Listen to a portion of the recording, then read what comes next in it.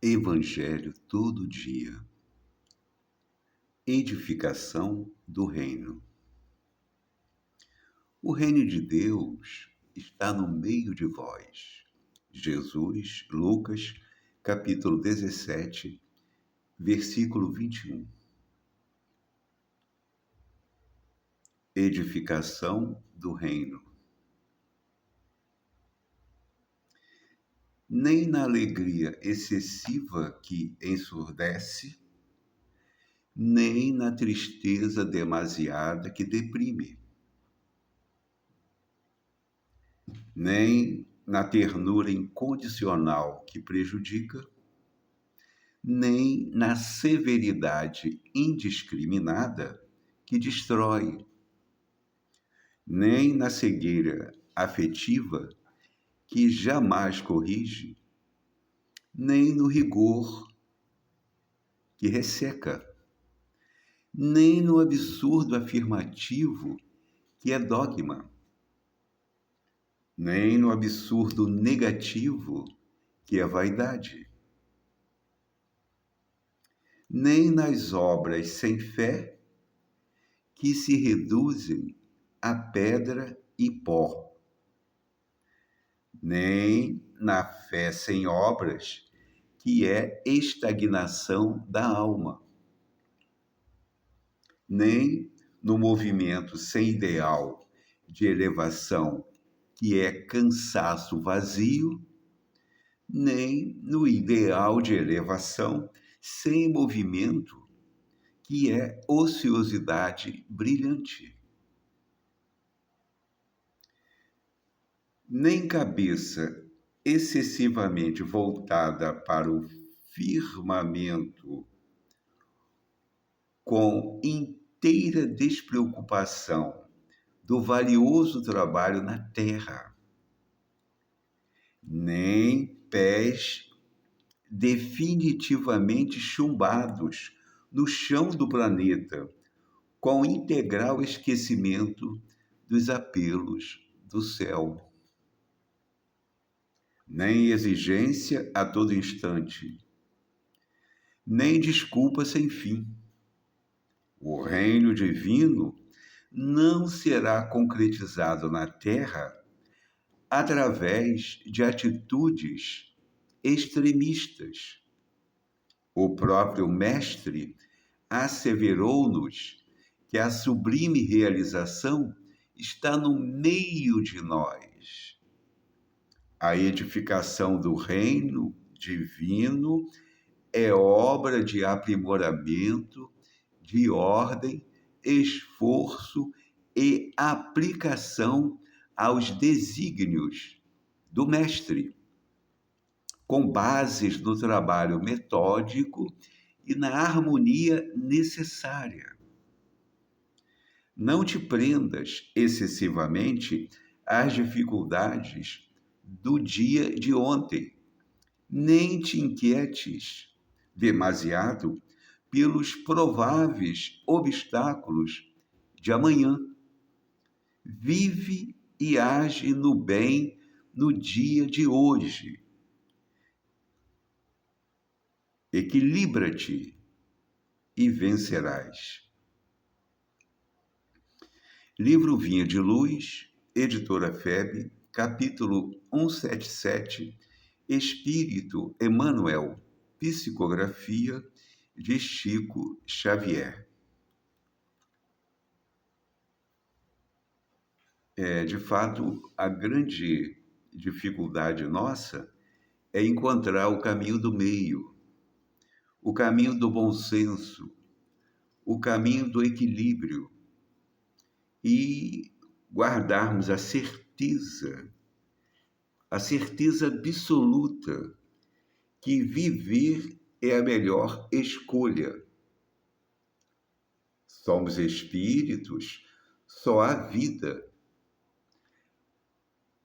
E, evidentemente, que fugir da vida, jamais. Suicídio, não. Nós temos que guardar o desejo de viver. A melhor escolha é viver. Mas, para que possamos viver com equilíbrio, Precisamos buscar o entendimento das coisas. Precisamos agir com tolerância, com paciência, com um pouco mais de bondade, um pouco mais de caridade, um pouco mais de perdão.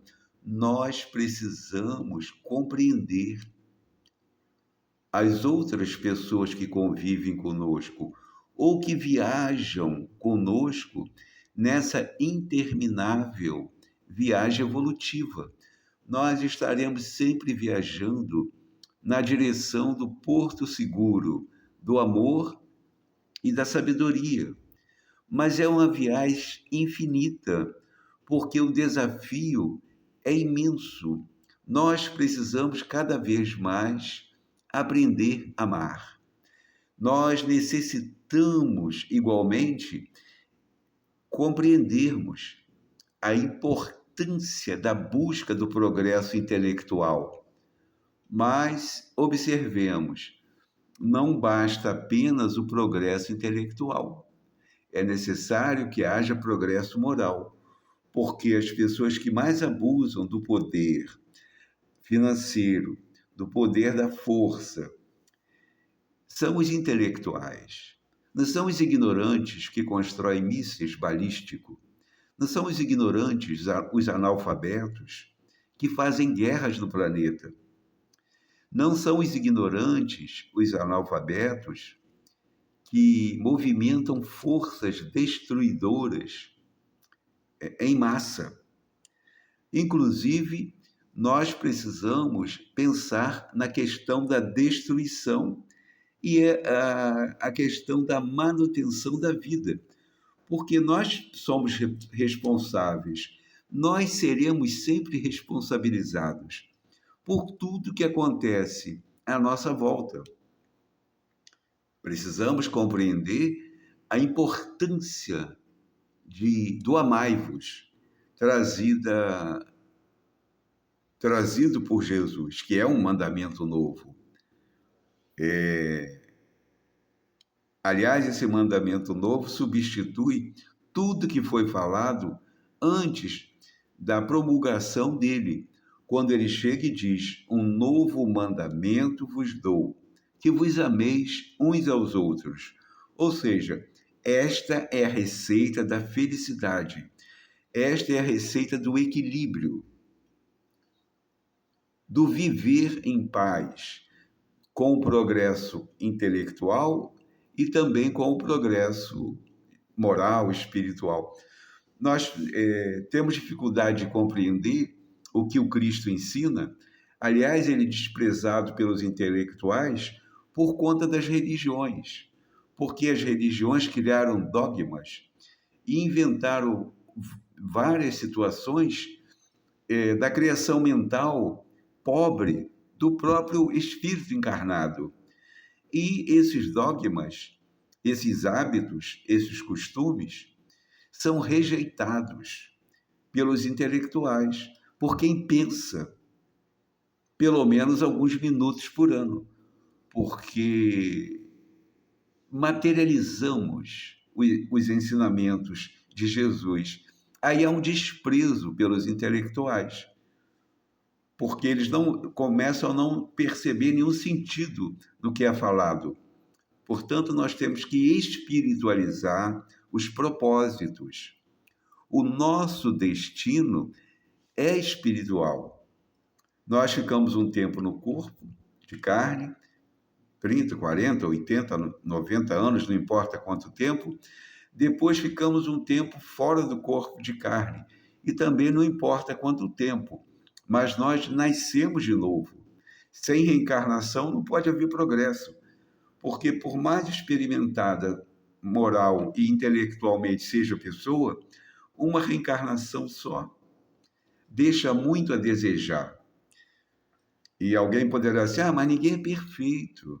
Mas é assim mesmo, claro que é assim mesmo, mas vamos ter que nascer de novo, porque como continuar o nosso processo evolutivo fora do corpo de carne, com essa bagagem que temos agora? Impossível, não vamos chegar a lugar nenhum.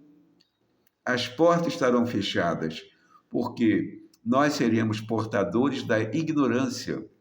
no que tange às questões morais e espirituais, e, não obstante, todo um progresso intelectual realizado nas academias e nas universidades.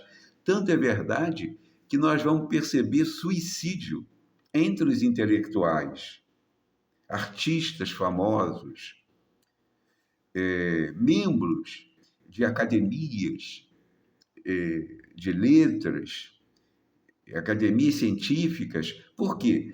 Pela insatisfação que o materialismo promove, porque fica sem sentido a vida. Se tudo acabasse no túmulo, por que ser honesto?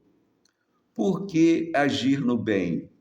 Por que, se tudo vai acabar no túmulo? Então, o que pensam os materialistas? Que conseguem contratar os melhores advogados, que conseguem acumular recursos financeiros de vulto. Eu posso viver muito bem e dane-se todo mundo. Eu tenho como me defender de todo o mal que o planeta oferece. Eu posso comprar a minha liberdade. Então, é terrível o materialismo empossado em valores financeiros.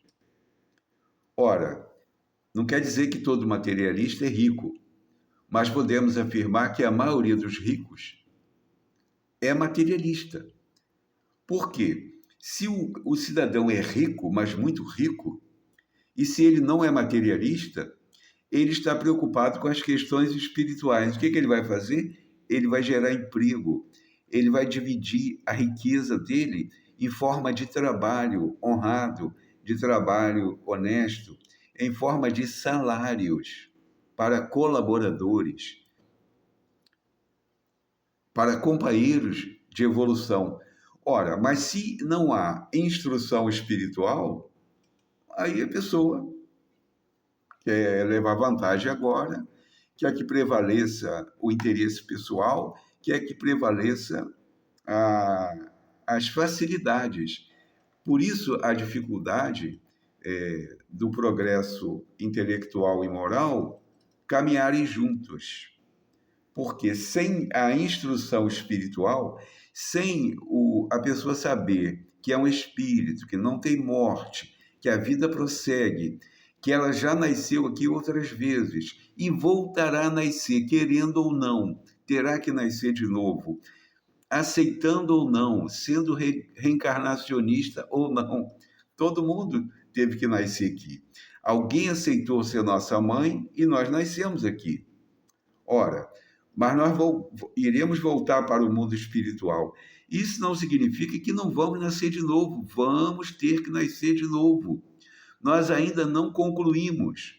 Isso leva milhares e milhares e milhares, por que não dizer milhões de anos, a conclusão para chegarmos ao amor e à sabedoria.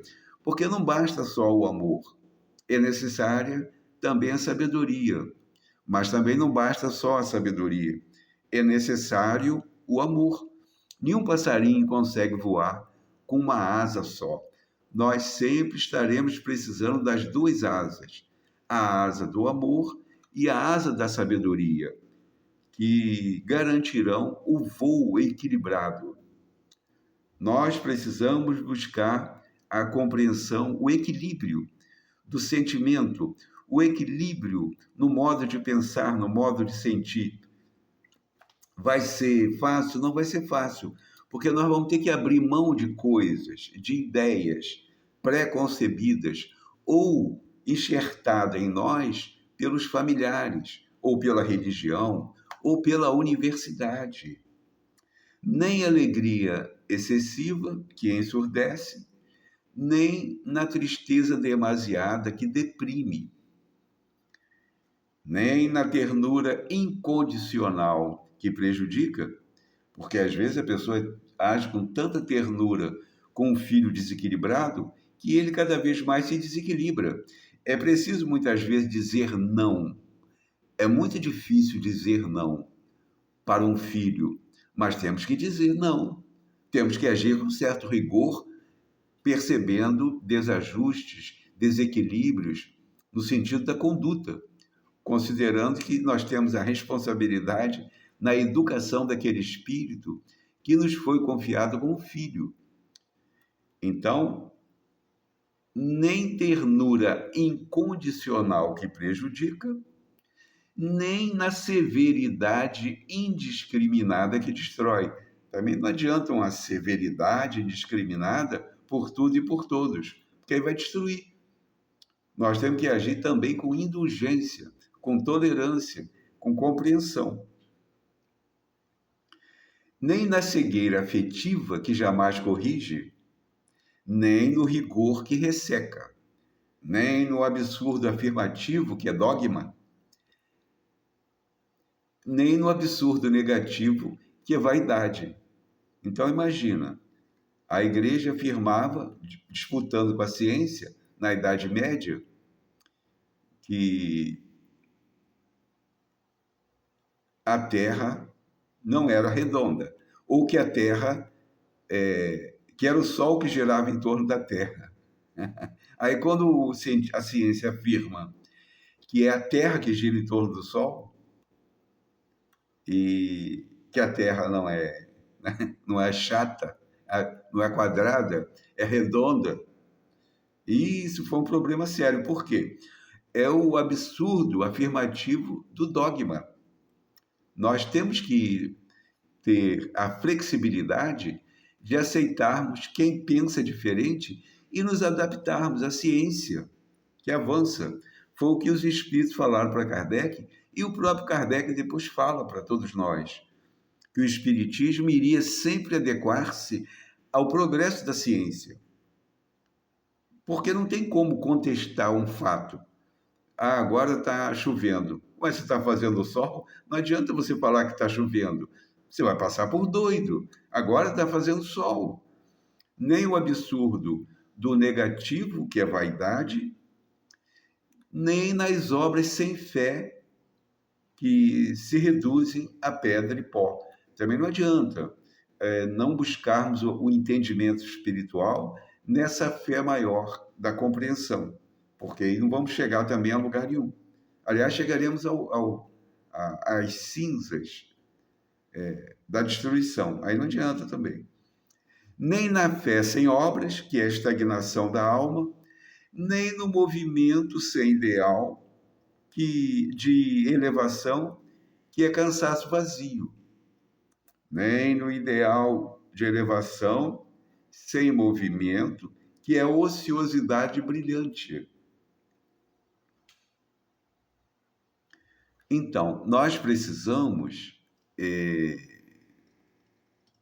nos interessarmos pelo conhecimento espiritual, não no sentido religioso, no sentido fanático, não, no sentido do saber, no sentido científico e filosófico, e questionar tudo que os espíritos falam, exatamente para que prevaleça o bom senso junto com a ciência, junto com o raciocínio lógico, mas também com o amparo da humildade, onde nós aceitaremos o que é verdade espiritual, o que é um fato. O Espiritismo baseia-se em fatos reais.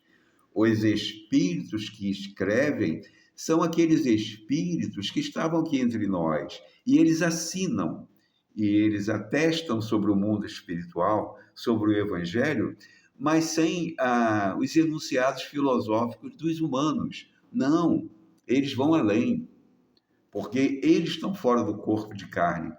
A literatura espírita é vastíssima. Nós precisamos acessar essa literatura, não no sentido religioso ou no sentido fanático, mas no sentido da busca do entendimento, da busca da compreensão.